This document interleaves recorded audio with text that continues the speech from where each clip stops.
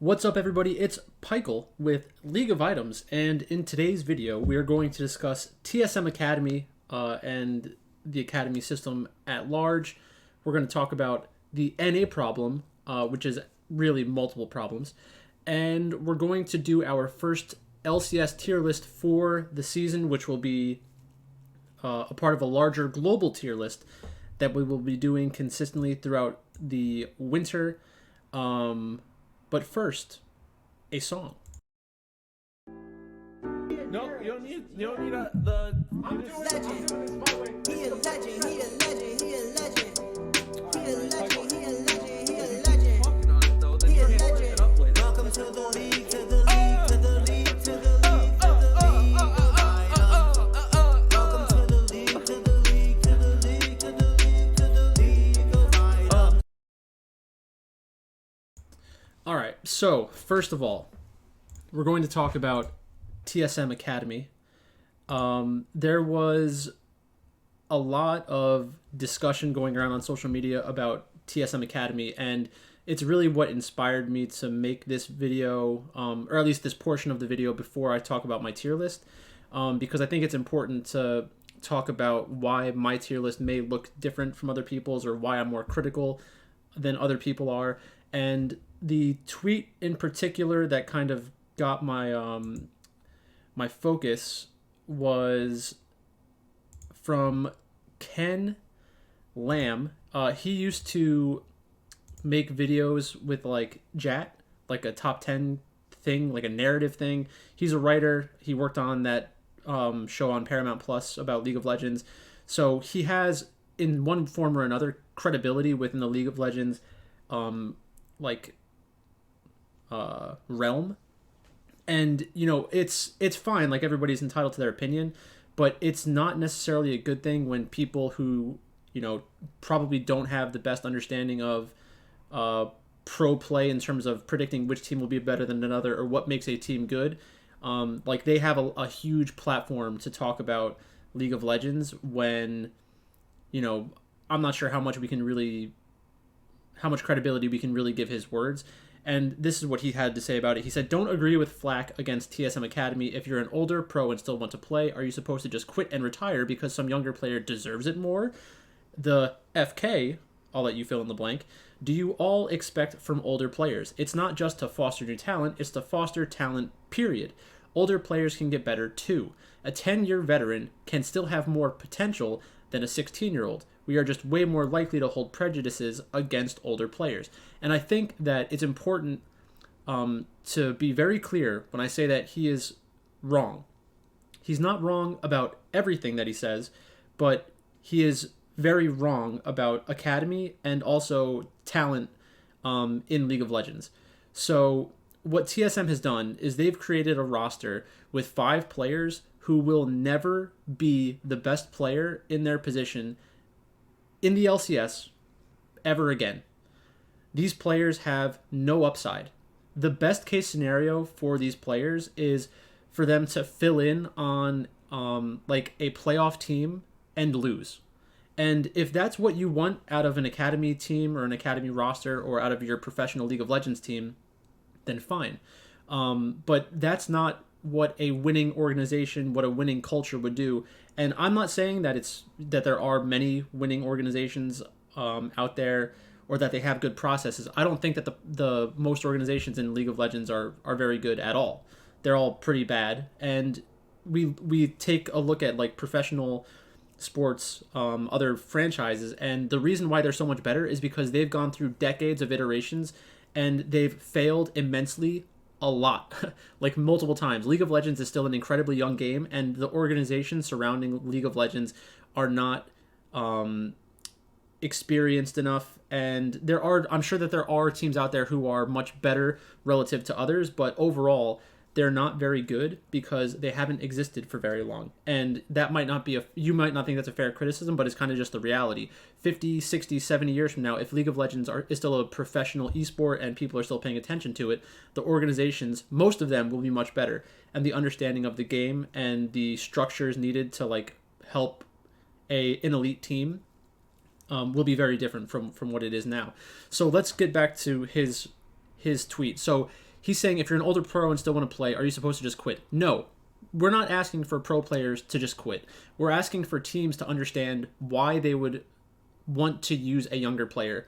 And there was a video by I Will Dominate, I think, talking about this as well. And I think that he gets it mostly wrong as well, which, again, he has a huge platform. He understands some things about League of Legends. He was a former player, but you can see it in every single professional sport. Like, there are a lot of players who talk about the game on, like, the broadcasts, and they just sound like idiots. Like, they don't really... It's like they don't really understand what's going on, and that's another problem that I'll talk about more before we get into the tier list. But it's not up to the players. It's up to the organizations to understand, like, you know, this 17-year-old may not be as good as someone like Haunter today.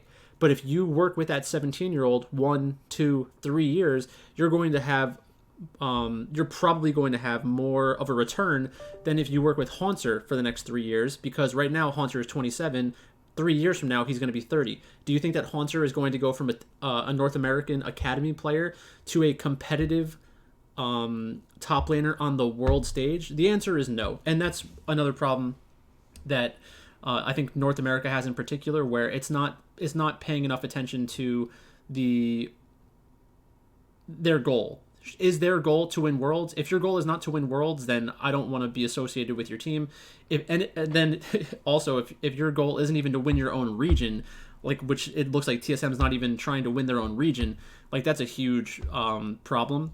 Then again, so the other thing I wanted to mention is that in Ken Lamb's second tweet, his like follow-up tweet, he says the goal of Academy is to foster talent, period. Older players can get better too. A 10-year veteran can still have more potential than a 16-year-old. And I think this is another thing that he gets fundamentally wrong, because a 10-year veteran, the chances of a 10-year veteran having more potential than a 16-year-old is just like infinitesimally small. And the reason I say that is because so much of that player's talent has already been realized. Like, let's say that a player like Haunter, on a scale from 1 to 10, you know, maybe his max relative to other League of Legends players across the world is like a 7. Like, he's okay, you know, he can go to Worlds, he can be in the knockout stage, maybe he doesn't get embarrassed, but he's not going to be someone on the level of, like, Zeus or Kingen or the Shy or one of these players that can be on a championship team and compete for an international title. So what the argument would be, like, right now, Haunter might be like a 6.2. But if we work with him and we give him all the resources that he needs to be a good player, then his potential would be a 7. That 16-year-old, right now, maybe they're a 4. Maybe they are, you know, maybe they would go to Worlds and get completely dominated in every single matchup. But giving them the experience going through 1 year, 2 year, 3 years playing professional League of Legends, maybe that player's potential is like a 7.4 or 7.6. Maybe they never get to the point where they can be competitive with Kingen or Zeus or the Shy or Kana or these other top laners that I hold in high esteem. But at least you're working on a player and making them much better. And this isn't even getting into the money aspect, because of that 16-year-old is also going to be cheaper than Haunter, which is becoming more and more important because of the sponsor pullback and all those issues that the scene is also facing. So let's go into the next part of this, which is about the bigger problems that are facing North America. And some of you might be asking yourself, Pikel, why should I listen to you about this? What kind of credibility do you have? I have never been a part of a professional organization. I've never been a challenger player. And yet people like Weldon, who was affiliated with TSM, people like Dylan Falco, these people have talked to me previously, like giving me kudos for the types of videos that I've put out, because it's looking at the game differently, and it is like I do have a somewhat unique perspective. There are tons of people with unique perspectives in the League of Legends scene, but that's allowed me, like, focusing on things like items, focusing on underappreciated talents and underappreciated players, trying to think about the meta, not the one that necessarily exists, but the possible metas that can exist. Like, all of those things just let me look at the game a slightly different way. I've played the game for a long time. I've coached 2 different college teams. They weren't like the best teams in the world, but the players were very talented. And as a coach in that scenario, you can kind of understand the dynamic, the dynamic between player and coach when the player is better than the coach. And this happens in every sport. Just because a player is able to throw the ball further than you, or hit the ball harder than you, or make more three-pointers than you, it doesn't mean that you don't have anything to offer them, because there are things that they're just not paying attention to, and being able to help supplement their understanding of the game and help them realize their potential is a different kind of it's a different role within a team, obviously. And that's really how coaches should be judged. But right now we're in the infancy of League of Legends, and everybody's only concerned with, how good are you at the game, and then can you talk to me about the game? But anybody who's paid attention to traditional sports will remember examples like Michael Jordan, who best player of all time, arguably, him or LeBron James. And guess what? He was a horrible GM and he would be a horrible coach because although he was good at playing basketball, he didn't necessarily understand basketball in a way that would allow him to be a good coach or a good GM. Because the things that he was looking for just weren't things that actually, contributed to a winning basketball franchise. And then last but not least, the last reason why you might want to listen to what I have to say is because I consistently identify teams and players who are capable of outperforming expectations in pro, because I don't look at the game the same way. I'm not looking at the results for the most part. I watch the games, and the results do matter to an extent. But I'm not looking at CS differential. I'm not looking at a lot of these statistics, which are complete garbage and are insanely highly correlated to winning, like a winning game. Like, it's just not worth anybody's time right now. And that's another funny thing about League of Legends, where there are so many numbers available to us, so many statistics available to us, that there's just the dumbfounding effect, and we just latch onto these stupid numbers that don't actually help, create a winning difference within a game. But that's probably a topic for a different video. So let's talk about the NA problem, and then we'll get into the tier list afterwards.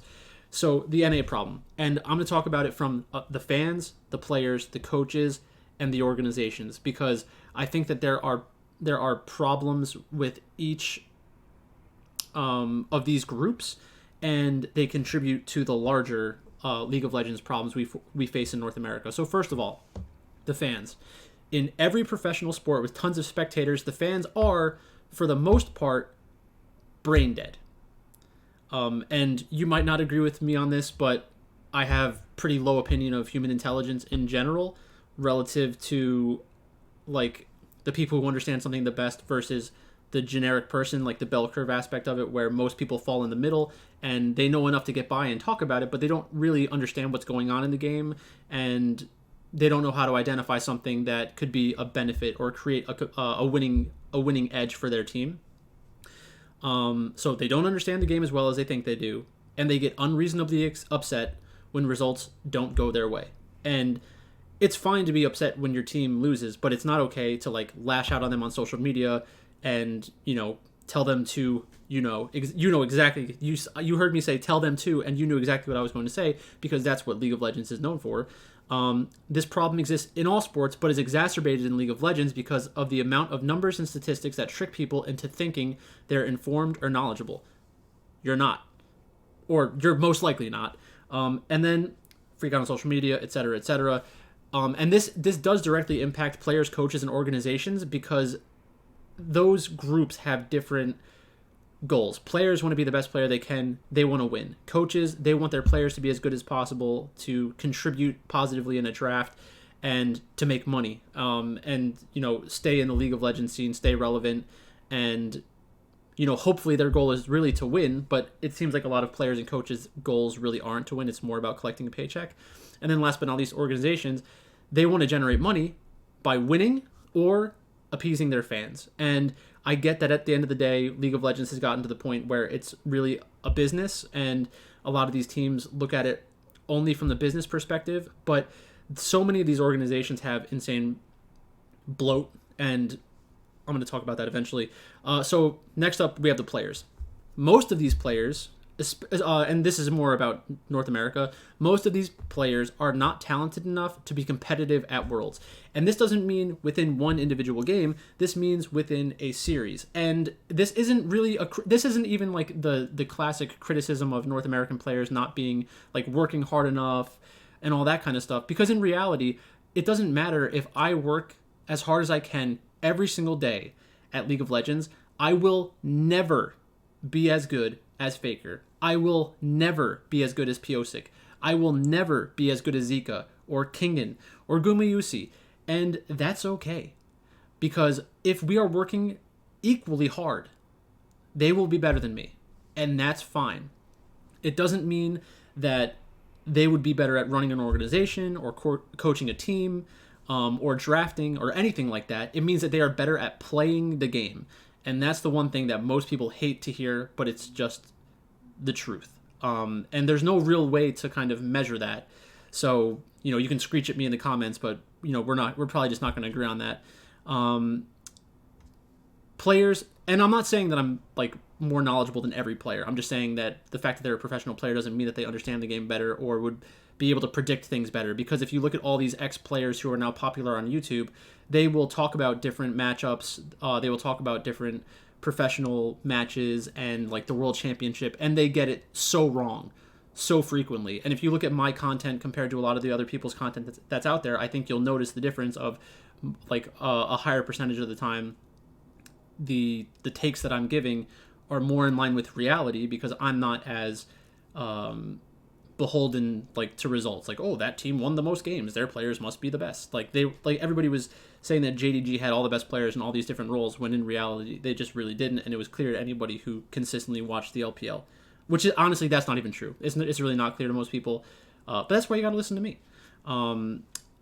And last but not least, I think that the point I'd want to drive home is that they can press buttons very well, but consistently poor decision making in draft and throughout the game demonstrates a lack of understanding.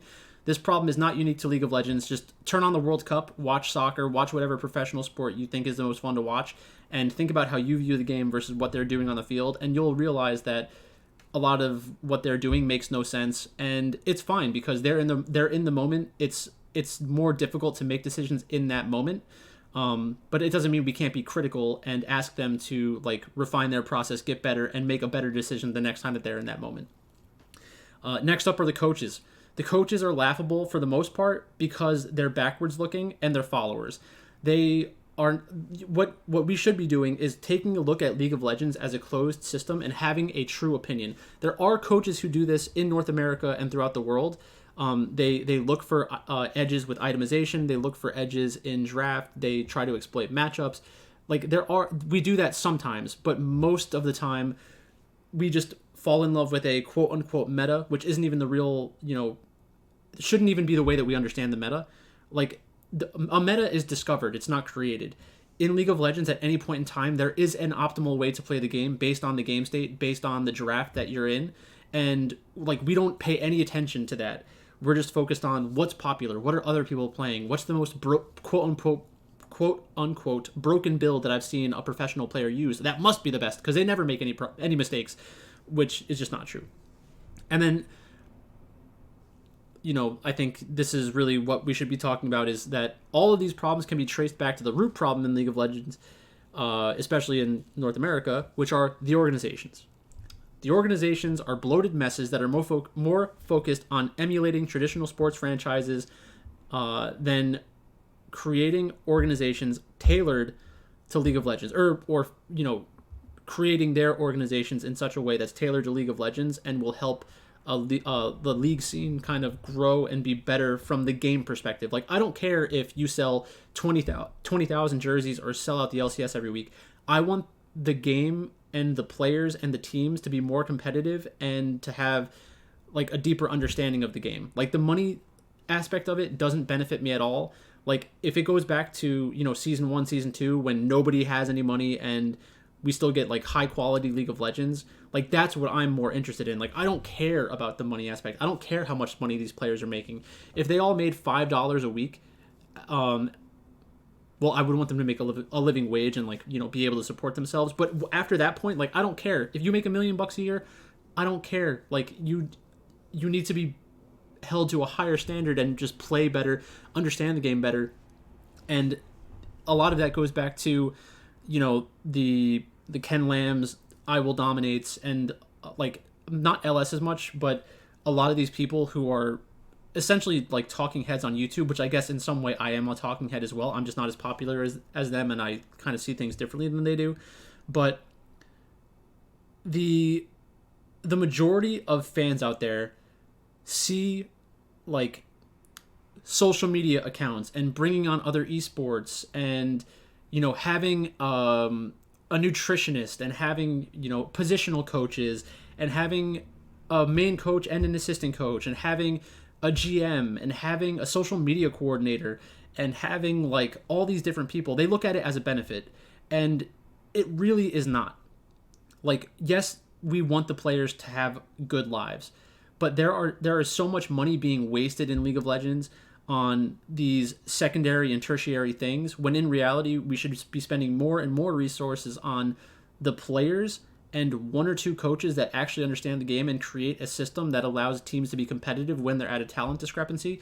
And we just haven't seen that because we don't take a look at the primary source material. Like, we're not looking at the game itself, we're looking at other people's drafts and other people's builds, which is really just like kind of secondary materials where someone else has decided, I like these items for this reason. You don't necessarily understand why they like those things without talking to them about why they do the things that they do. And that's kind of how our metas get formed in general, which is a big problem. But last but not least, sponsored pullback and difficulty monetizing the LCS will force teams to reduce player salaries and remove the bloat from their training staffs. And this is ultimately going to allow us to get into the next evolution of League of Legends, where teams will get better, because eventually there will be teams that just understand the game better and will put a chokehold on the LCS for a little while until more people have unique perceptions of the game, unique perspectives that are more accurate and in line with reality, and then they can build an actual system that pays attention to the game and the changes and the patches that are there, and have a consistent opinion on the game instead of wildly changing their opinion based on what a Korean or Chinese team did in their last game. So let's finally talk about the LCS.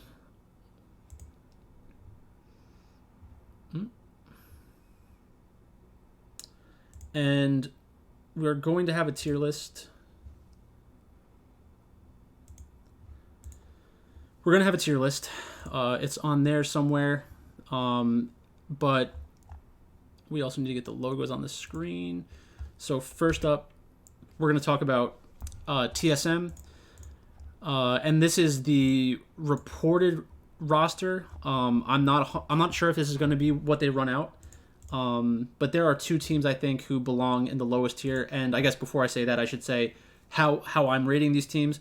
So I have a global tier list that I'm going to use this year, like I did last year. It goes from S through F. It's really difficult to put a team in F before the season even starts, but it's like no future. I think TSM is borderline no future, but it goes S.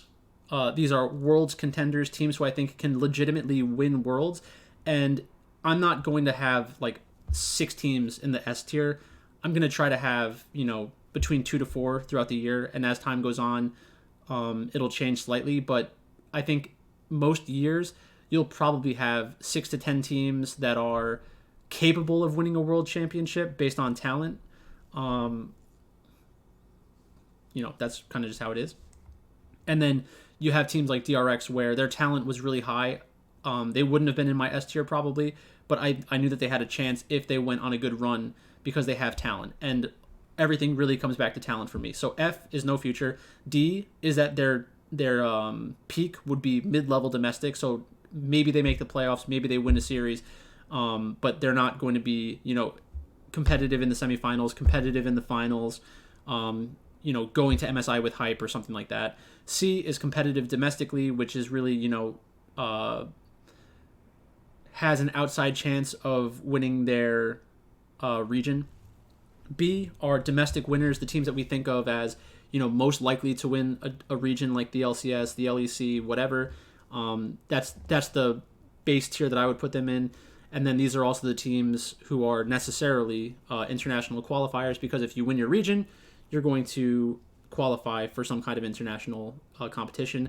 But there's a difference between qualifying and being competitive. So competitive internationally are going to be the teams that get through their region and then go up against the LPL, LCK, the best teams, and can give you good reasons to think that they would win in any given matchup, or most matchups. And you think of like RNG, T1, JDG, DRX, Gen.G, like all these teams, whether or not they won a world championship, they were competitive internationally. And then you have S, the world's contenders, the teams who, will be winning these championships. And I have a pretty good history of identifying these teams. Go check out my videos from Worlds 2021, Worlds 2022. Yeah, just do it. So the first two teams, and we can get onto this. The first two teams are TSM and Immortals. My 10th place team would be TSM. I hate this roster. So let's see. We have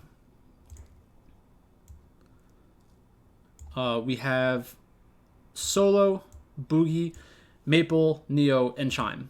One of the reasons I hate this roster is because of the ages of these players. These players are not talented enough to win the LCS, and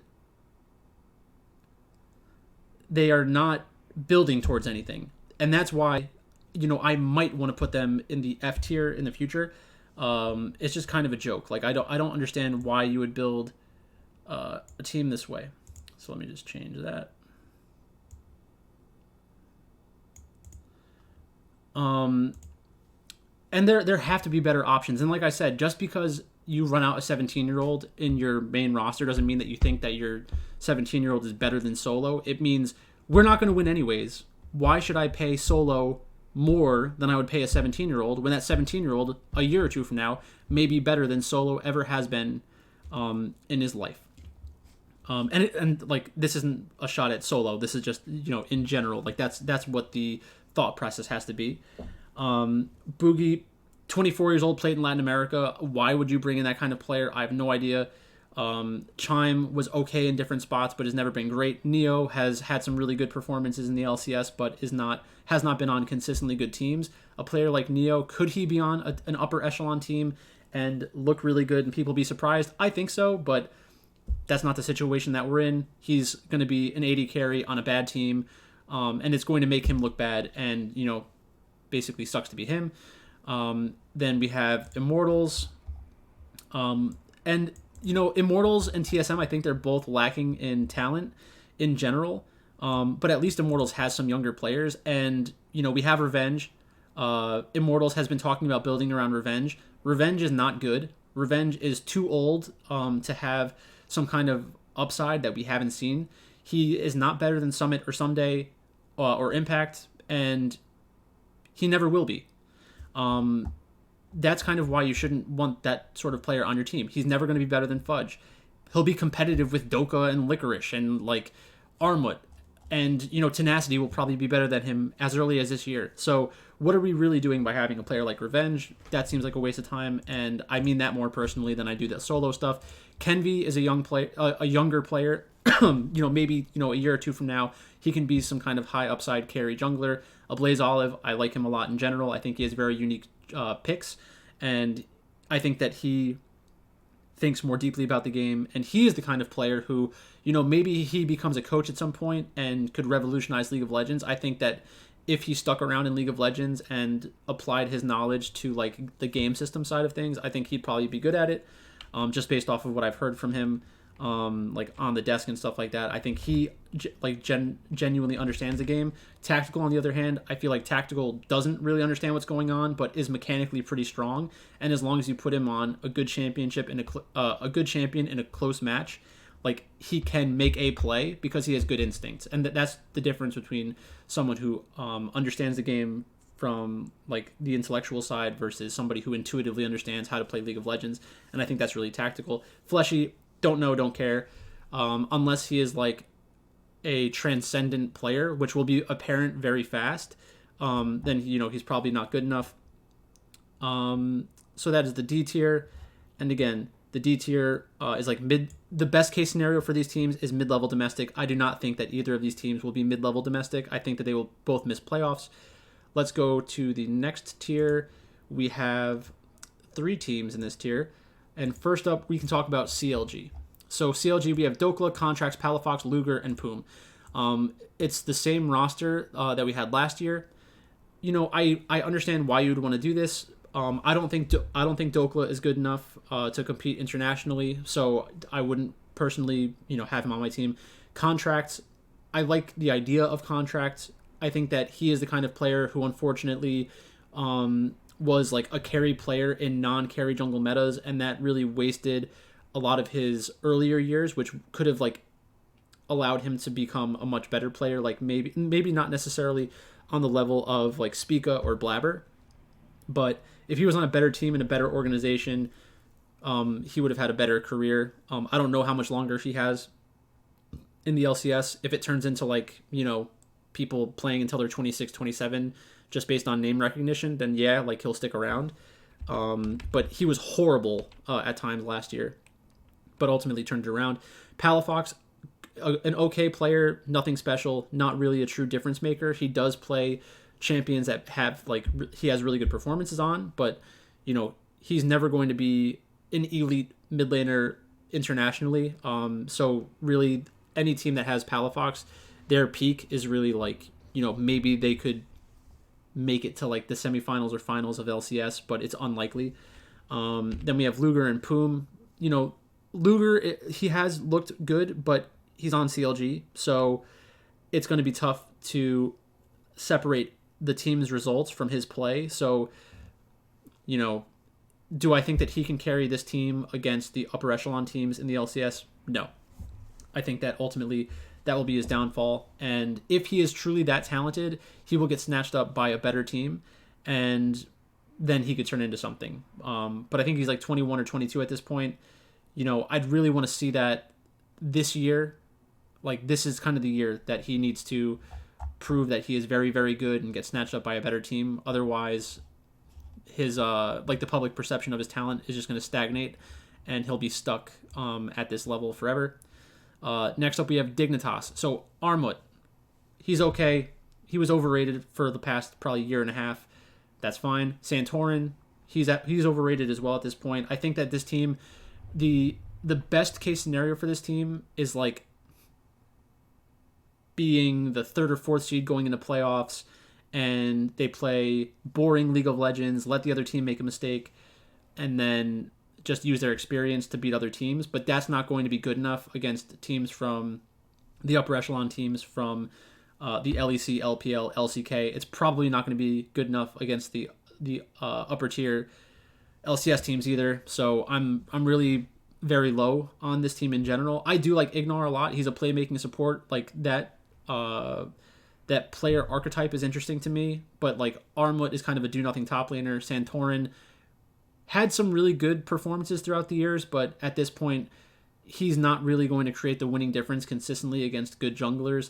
Jensen is a control mage player. He was a limiting factor for C9 at Worlds last year. And then Spawn, I don't know why anyone in their right mind would sign somebody like Spawn to the LCS as like a 24-year-old. And again, this isn't anything about Spawn specifically. It's just that player profile of new AD carry into the LCS at like 22, 23, 24 years old, whether or not he's played on it before, because he has played in the LCS before, but he is not going, we've seen his upside. He is not going to take this team and be one of the best AD carries in the world and compete with teams from the LCK, LPL. So this team has no interest in competing internationally, which, there's not much else to say.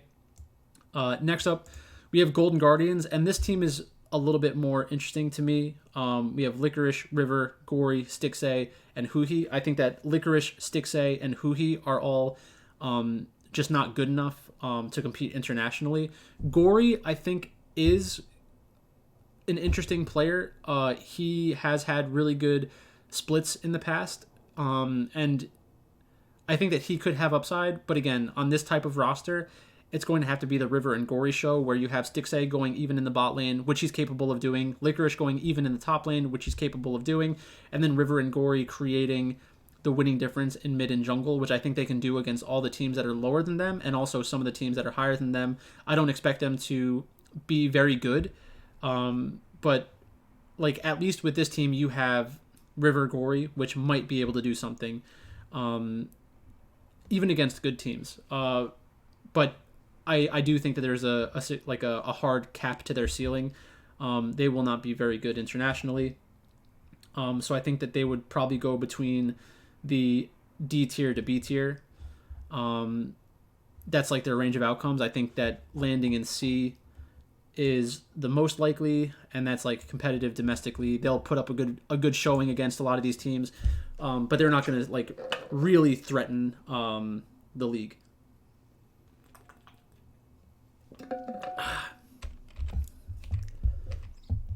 Golden Guardians. All right, next up we have 100 Thieves.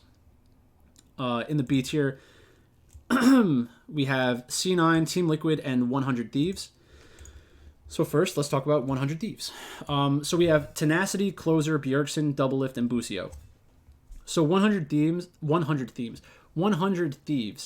I think that they will most likely end up in the B tier. I think it's possible for them to go up to the A tier, which would be competitive internationally, but that is if everything breaks right, and I think it's extremely unlikely. I think that in order for them to be an A team where they could like make the knockout round of Worlds and be super competitive is if Tenacity and Busio come in and have like a Jojo Pyun Danny kind of situation where not only are they talented, but it's a meta that fits them. So like Tenacity would have to be a true carry top laner in a meta that allows for you to play carry top laner, give additional resources to your top laners, and play that way. I think that 100 Thieves will most likely be a very boring team to watch in the early and mid game because Closer's going to be going even for the most part. Bjergsen and Doublelift will be going even for the most part, and just wanting to get to like a dragon fight where they can utilize their experience and better preparation and things like that in order to win. It's going to be, like I said, it's going to be a boring style of League of Legends, and that's one of the reasons why I think that they have a cap on their upside. They will not be good against quality aggressive teams, which is a problem. Let's just keep moving. Next up, Team Liquid. So this team is going to be a fully Korean speaking team, which is interesting, I guess, but I don't really care about stuff like that. This team is going to come down to who their jungler is. I don't know who their jungler is yet. They have Summit coming back in the top lane, Harry, Yori, and Core JJ. Core JJ is obviously good enough to be on an LCS championship level team. I think that he could probably still be on a world championship team, but it would need to be a team that is not focused on him. Like, he has the ability to go deep at Worlds if on the right team. I don't know enough about Harry or Yori or who their jungler is to say how much higher they can go, but the fact that they have Summit, Harry, and Yori, I think that it'll most likely end up being a pretty good competitive team within the region because you have the expertise and experience of Core JJ, and then you have like an insane top laner in Summit where yes, there will be games where he just completely loses your team the game, but there will also be games where he wins it for your team, and that is not great in every meta, but it's very, very good in some metas. So I think that Team Liquid will most likely be better than 100 Thieves. But even in good scenarios, I don't think that they're going to be as good as C9. Fudge is a good top laner. Fudge can hold his own internationally. Blabber is a good jungler, aggressive jungler, has somewhat flexible champion pool, but is really the best when he is on carry junglers and has flexibility with the types of carry junglers that he can play and get additional resources in the draft. I think that having somebody like Fudge allows him to do that, which is nice. Berserker, I think that everybody knows Berserker is very mechanically gifted, and the fact that T1 still thinks highly of him, Gumayusi thinks highly of him, like we kind of have to just trust their judgment on that. And I think that we have seen moments where Berserker has played at a very, very high level, like an elite level.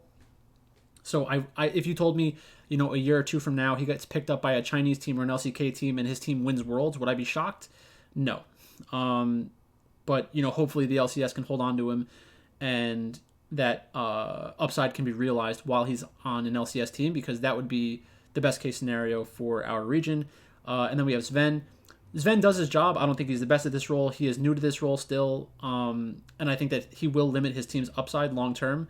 Because even in a matchups straight up against Team Liquid or Evil Geniuses, I think that if you told me Vulcan or Core JJ outplayed him consistently for a match, and it comes down to they have more experience on the support role in professional, I wouldn't be shocked. And maybe that's a thin take, maybe that's a bad take, but I just can't really help but feel that way. Now let's go to the A tier, and this is going to round out the tier list. I don't think that we have anybody that are true Worlds contenders yet. I think that we have a lot of players who could be on teams that are World contenders, but they're not all on the same team, so I just don't think that we have that yet. I should have changed that logo. So let's talk about EG first. I think that EG is the second best team in the LCS. I think that they have an outside chance of being very competitive internationally. And it sucks that Danny is not going to be here this year. That is the most depressing thing for me. And maybe that's too harsh, too highly charged of a word to use in this type of video. But I have such high hopes for Danny as a professional League of Legends player. His upside and his mechanical ability, his instincts, his willingness to go in and put the team on his back, make the risky decisions that can win his team the game. That is something that you cannot teach. Because the player needs to be able to identify that situation and then have the belief that they can pull it off mechanically, and Danny is on that level. EG is going from Impact to Someday. I like Someday a lot. I think that it's fine. I don't think that it'll be a downgrade. Inspired, I think that Inspired is one of the best, if not the best jungler in the West. He performed very well all of the last 2 years. Really, probably even longer, but he's just legit. He's very, very good. He has the mentality to be a top tier jungler, and I think that he could be on a team that's competitive internationally. He is that good, in my mind. Jojo Pyun had a great year last year. There was a lot of uncertainty around him coming into the season, but he was able to make it work. And again, he has the playmaking upside. I think that he is the type of player who has the mentality of a winner. I think that he pushes himself, and he is judging himself against Faker and Chovy and Knight. He wants to be as good as those players. You have other mid laners in the LCS who just want to be the best version of themselves. But what you really need is you need somebody with that competitive fire who's I want to be the best in the world. I know that I'm not as good as Faker or Chovy, Showmaker, and all these mid laners, but I think that I can get there, and I'm going to try to get there by playing against them in international competition and then being very critical of my own game. And that's what we have in JoJo. They're going from Danny to FBI. I think that FBI is still good. He's still pretty good. I think that Danny is definitely better than him, so this is a downgrade, but it might be good for their playstyle as a team. EG is also going to go through a lot of changes in their organization. Peter Dunn is leaving. Their coach Rigby is leaving. I really don't think it's a big deal. I think that it's super overblown. I think that for the most part, unless they are, consistently drafting well and consistently having, meta-breaking drafts and being innovators, unless that's not who they were last year. Rigby, and you can say that I'm wrong about this, but Rigby was bad at drafting. He consistently put his team into bad situations, or situations where the draft left them with a low % chance of winning. Their fascination with Seraphine, when your AD carry is Danny, is just insane to me. Yes, Danny might like playing Seraphine, and yes, Seraphine was a good champion, but you're limiting Danny's effectiveness on the Rift because you wanted to play him on a Seraphine composition. He's a mechanically gifted AD carry. Put him on the 80 carries, and that's going to give you the best chance to win. I just don't know any other way to say that. And then you have Vulcan. I think Vulcan's good. He might be a limiting factor in terms of actually competing for a championship, an international championship, because he, consistently makes questionable decisions. But at the same time, he is forced to do that because he's a support. So if his team is losing and they need to push out vision around Baron, Rift, or Dragon, he is going to be the canary in the shaft. And if there is an opponent there, yes, he might die. And that kind of just happens. People are overly critical when that stuff happens in League of Legends. When in reality there are other moments where his limitations really do kind of come through. He is not the most mechanically gifted player in the world, but when he's on champions that he's comfortable on, and has a small enough advantage from the draft, he can win against good teams internationally. And then let's go to the last team that we'll be talking about in this video, and the team that I think has the highest upside. I do think that they have the highest upside, and it's because of their new 80 carries, and that's with FlyQuest. So FlyQuest, I think, is right now they should be thought of as the favorites to win the LCS, mostly because of Prince. And Prince is a very good 80 carry. Prince has kind of been wasted for the last year or two. I didn't necessarily believe in Prince when he was winning a lot of these games early on Live Sandbox.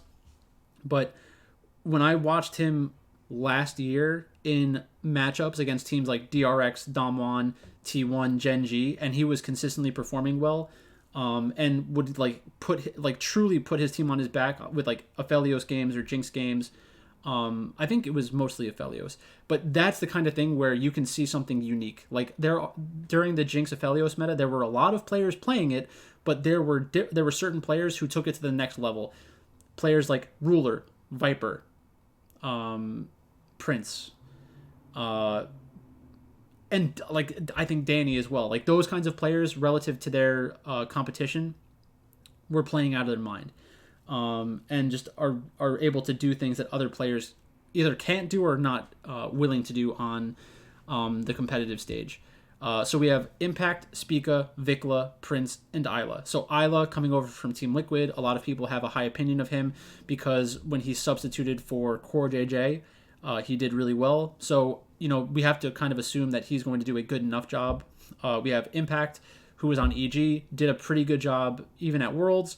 It wasn't the results that we wanted at MSI, but there were pretty good matchups, pretty good matches for him at Worlds. I think the Aatrox game was really good from him. Spica's a very good jungler for LCS standards. He's a top 3 jungler in the LCS from a mechanical perspective and an understanding the game perspective. It's just he was stuck on TSM, so it's very good that he got off of that team. And then we have Vikla. Vikla is a good mid laner. I think that I Will Dominate was saying that he's washed or he's not going to be good because he's been mediocre on a couple different teams. He was never on a team that was elite, and he's still only 20 or 21 years old, and that's another reason why it's important to get these 16, 17, 18-year-olds into your first team as soon as possible. Not necessarily starting, because I know some regions you can't start as a 16-year-old. But by getting them around the main team and letting them see how the drafts are going, the tactics that your team are trying to pull off in game, that's going to increase their upside in the future. And I think that Vikla, is it possible that Vikla is not much better than all the other mid laners in the LCS? Yes. But lucky for Vikla, he's on a team with Prince. So we'll have to pay close attention to make sure that we're not giving Vikla too much credit if Prince is just hard carrying everything. Which is possible. The only way that I think this team really fails is if we get into a season where, Prince is always playing utility 80 carries because the, Jinx Aphelios are just unplayable. And that would be kind of sad, but it would also be kind of funny because it would just go back to, coaches not understanding how to get their players on the champions that let them, fully utilize their talents. But that's basically it. So that's a pretty long video. It's 50 minutes, but I think we talked about a bunch of different stuff. Before we go, let's run through the tier list again.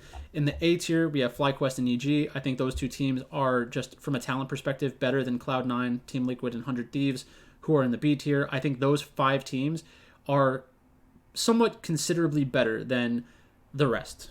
In the C tier, we have Golden Guardians, Dignitas, and CLG.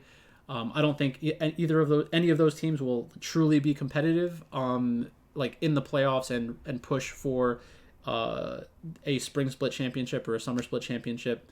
But they will be in the playoffs. They'll be in the mix. It'll be like, it'll be possible for them to pull off an upset against one of the higher teams, but still unlikely. And then in the D tier, we have the two worst teams from the LCS, Immortals and TSM. Immortals still building around Revenge, which is hilarious, and then TSM with their squad that is way too old. And that's basically it. So that's all I've got for you today. Thanks for watching, and I'll talk to you later.